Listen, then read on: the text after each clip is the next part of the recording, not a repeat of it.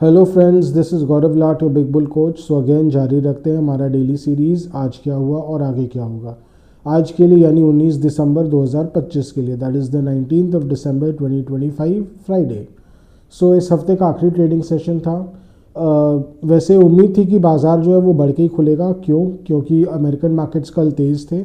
हालांकि Dow Jones ने तो अपने मोटा मोटी सारे गेन्स दे दिए थे, ऊपर में तो 400 पॉइंट्स ऊपर था शाम को कल, पर क्लोजिंग होते होते खाली 60 या 70 पॉइंट्स ही बढ़ के बंद हुआ था। पर जो वहाँ का टेक 100 है वो काफ़ी स्ट्रॉन्ग था। वहाँ के जो टेक स्टॉक्स थे वो अपनी तेज़ी काफ़ी हद तक बरकरार रखे थे। तो कहीं ना कहीं ओवरऑल तेज़ी का माहौल था। तेज़ी में थोड़ा बहुत वही नफ़ाखोरी तो आती ही रहती है, तो वही वाली बात है। तो अपना जो गिफ्ट निफ्टी था वो तो एकदम स्टेडी था, लगभग 80 पॉइंट्स ऊपर इंडिकेट कर रहा था। प्री ओपनिंग भी वही इंडिकेट कर रहा था कि हाँ ऐसा ही होगा, एकदम अग्रीड।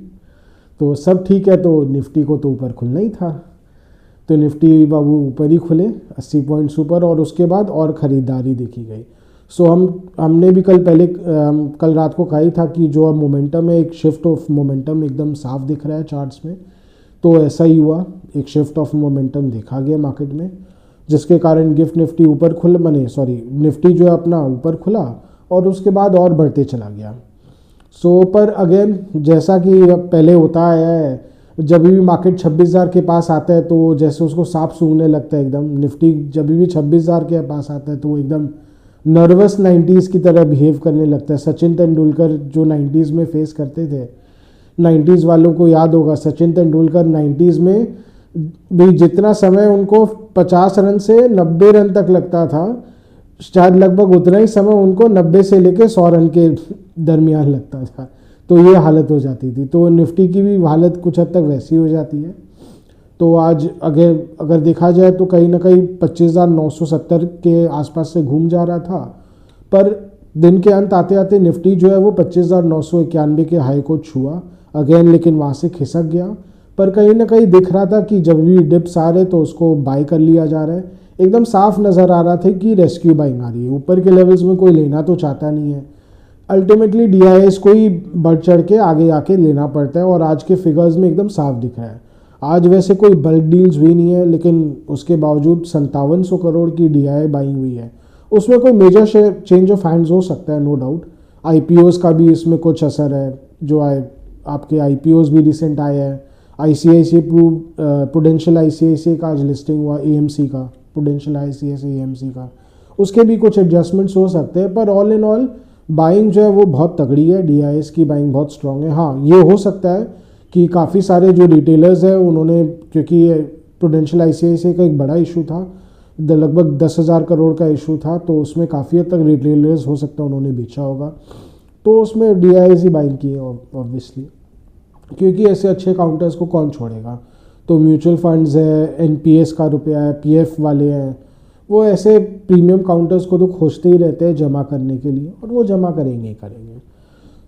उनकी भी कुछ लेवाली आई होगी, उसका भी कुछ एडजस्टमेंट हो सकता है। पर साफ दिख रहा था जब भी मार्केट जो है वो वल्नरेबल दिख रहा था, जिसको बोलते हैं इंग्लिश में, जोखिम में दिख रहा था, तो उसको बचाने के लिए तो डीआई बाबू आएंगे ही आएंगे, यानी डोमेस्टिक इंस्टीट्यूशंस आएंगे ही आएंगे।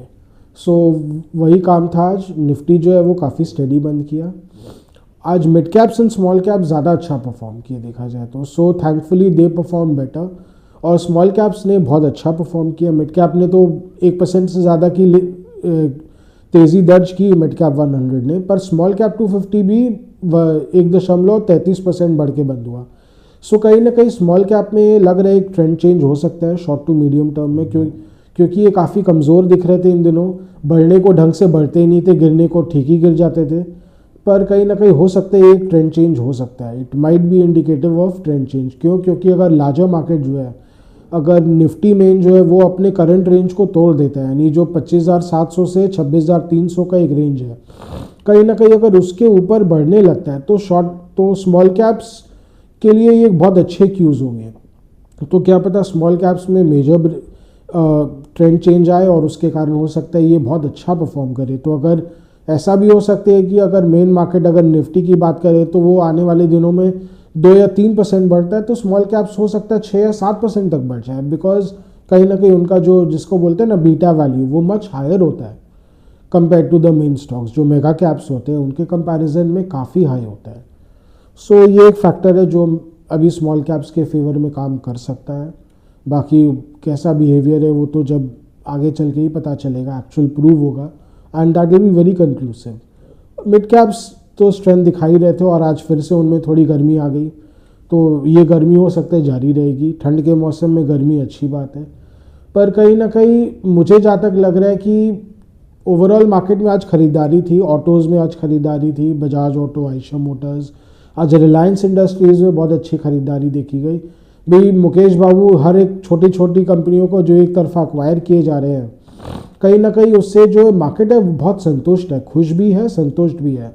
और इस बात से भी संतुष्ट है कि ऐसी अटकलें हैं कि 2026 में जो दो मेजर टेलीकॉम प्लेयर्स हैं, भारती और रिलायंस जियो, वो दोनों जो टेलीकॉम टैरिफ्स हैं उनमें कम से कम 20% की बढ़ोतरी कर सकते हैं। तो प्रीपेड रेट्स का तो अब लग रहा है बढ़ना तय है, क्योंकि 1.5-2 साल से अब प्रीपेड रेट्स कुछ एकदम वही के वही रहे हैं। अगर आप देख लीजिए तो जो 365 दिन के जो 2 GB डेटा वाले जो पैक्स होते हैं, जो 1 साल के जो पैक होते हैं, वो अभी भी 3699 से लेकर 4000 के रुपए के रेंज में ही चल रहे हैं। तो कहीं ना कहीं अब इसमें साफ नज़र आ रहा है, नहीं ऐसे 300 रुपया ख़राब नहीं है, पर कहीं ना कहीं हो सकता है इनका टारगेट हो कि जो ARPU जो अभी 220 रुपये के आसपास स्ट्रगल कर रहा है, उसको एवरेज रेवेन्यू पर यूज़र को ही 300 रुपये के लेवल्स पे इनको ले जाना है। तो हो सकता है यहाँ से जो प्रीपेड टैरिफ्स है वो हो सकता है अगर आप देखें तो 400 रुपये के लेवल्स तक जा सकते हैं। यानी मुझे याद है 2006 के दौरान 1 साल के पैक्स उस समय ऑलमोस्ट 5000 रुपये के होते थे। मैं जब हज के भराता था, उस समय हज कंपनी थी वोडाफोन, तो 1 साल का पैक इनफैक्ट 5000 रुपये तक पड़ता था। तो हो सकता है वही टैरिफ्स वापस आ जाएंगे, पर आपको अगर प्रीमियम सर्विस चाहिए तो आपको पे करना पड़ेगा, because telecom business is a very investment heavy business. अब लोग कंप्लेन करने ही लग गए हैं कि 5G hardly feels like any 5G। तो टेलीकॉम कंपनीज भी समझते हैं, पर कहीं ना कहीं आज कंज्यूमर्स को भी शायद ये समझना पड़ेगा that they will have to pay for services. ये एक रियलिटी है, उनके भी कॉस्ट प्रेशर्स है। अब एम्प्लॉय कॉस्ट दिन पर हर साल बढ़ते ही चले जा रहे हैं, ये भी एक फैक्ट है। फ्यूल कॉस्ट बढ़ रहा है, इनका जो टावर्स मेंटेन करने का खर्चा है वो भी बढ़ रहा है। So this will amount to a definite tariff hike. 20% नहीं तो 10% टैरिफ हाइक तो तय है, और मुझे इसमें कोई डाउट नहीं लग रहा है, क्यों इसमें गवर्नमेंट भी कोई बहुत बड़ा भिचकी नहीं डालेगी। हम जिसको अपनी यहाँ की ईस्ट की भाषा में बोलते हैं भिचकी डालना, यानी रुकावट डालना, पर मुझे नहीं लगता गवर्नमेंट भी बहुत ज़्यादा रुकावट इसमें डालेगी, because it is the reality. और इसके अलावा अभी तो जैसा कि आप देख ही रहे, आप गिफ्ट निफ्टी जो है वो 100 पॉइंट्स ऊपर है। क्योंकि कहीं ना कहीं एक तो इंस्टीट्यूशनल बाइंग फिगर्स जो है बहुत तगड़ी आई है। FIS की भी आज बाइंग आई है 1700 करोड़ की। तो लगातार जो ये तीसरे दिन भी जो FIS नेट बायर्स है, ये बहुत एंथुजियाज्म डालने वाला है, ये काफ़ी मोटिवेट करने वाला है।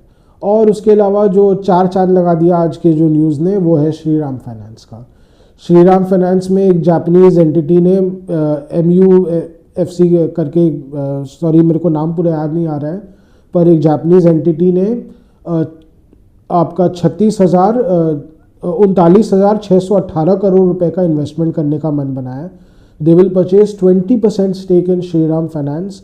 वो अभी क्लियर नहीं है कि वो प्रोमोटर्स से खरीदेंगे या फ्रेश इशू होगा। मुझे जहाँ तक लग रहा है most likely it will be a fresh issue, क्योंकि प्रोमोटर्स आउटराइट इतना बड़ा शायद माल न भी बेचे, बिकॉज नॉर्मली NBFCs में प्रोमोटर्स के पास 50% से ज़्यादा स्टेक रहता ही नहीं है।